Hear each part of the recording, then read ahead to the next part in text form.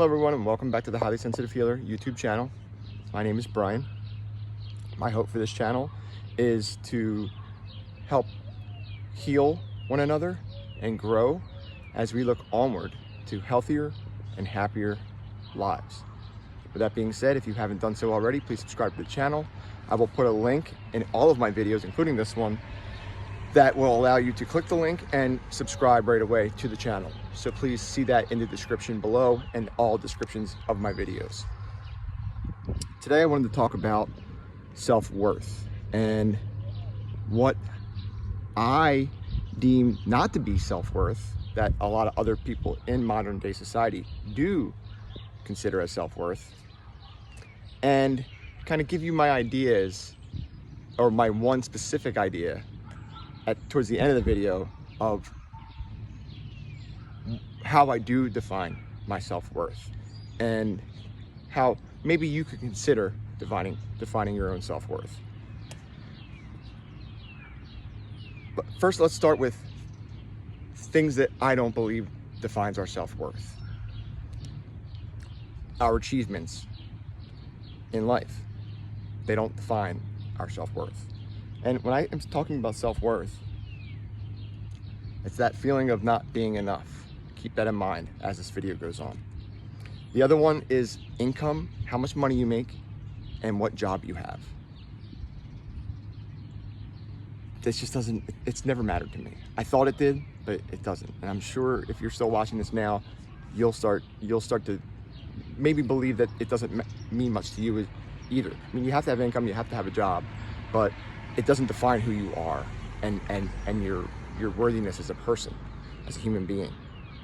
Your level of education, other people's achievements, and this is a huge one, what others think of you. That does not define you. That does not make up your self-worth and how you feel inside about yourself, and your relationship status, and whether or not you want to have children or not, or you have children currently. That, to me, it does not matter. It's never really mattered. I guess I kind of grew up in an environment, I'd say, that kind of stuff did matter, and that's why I thought, you know, I was on my way to all of that, but I quickly realized that, you know, some of that stuff just has to naturally just happen. You can't force it. When I forced it, that's when bad things happened. And relationship status, the number of friends you have, you know, whether you have children or not. These things now, I know they don't really matter to me. If they were to happen, fine. But I know it doesn't define who I am and my self-worth. And also, another huge one, and this one we all can't even help because we age naturally, but age does not define who you are. It's not wrapped up in your self-worth. You can't control how old you're getting. You know, and none of us are getting younger, so, you know, that one you just got to kick out if you can.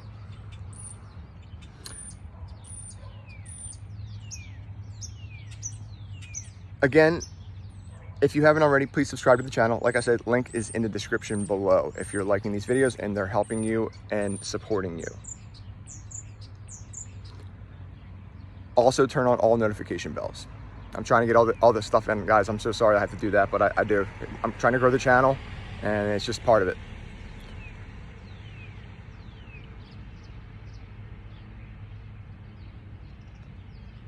Now let's move on to what I believe. And again, these are all my opinions, guys. This is all stuff from my life experiences, what I've learned so far. It's all my opinion. I can't tell you what defines your own self-worth. Only you know that. I'm gonna repeat that again. I can't tell you what defines your self-worth. Only you know that. So what defines your self-worth? I'm curious. Please comment below and let me know what that is. What defines your self-worth? Give me a couple of examples. What is the most important to you?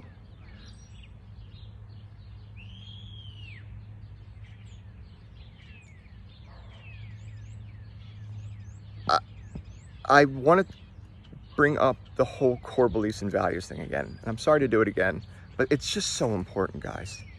It's just so important. What are your top 5 core beliefs and values? The reason that this is so important is because that's what I, in my opinion, use and define as my self-worth. Whether or not I'm living up to those core beliefs and values that I have made and have developed myself and listed myself. Whether or not I'm living up to those. My happiness, off the top of my head, following my passions, creativity, all those kind of things. Compassion, connection. Am I living up to these things? And that's what I'm doing with this channel mostly. So I'm checking a lot of boxes by just simply doing this channel. And my self-worth is starting to increase naturally because I'm starting to live accordingly for what matters most to me and only me. Self-worth. I hope that I'm explaining that clearly enough. Like I said, comment below. What defines your self-worth?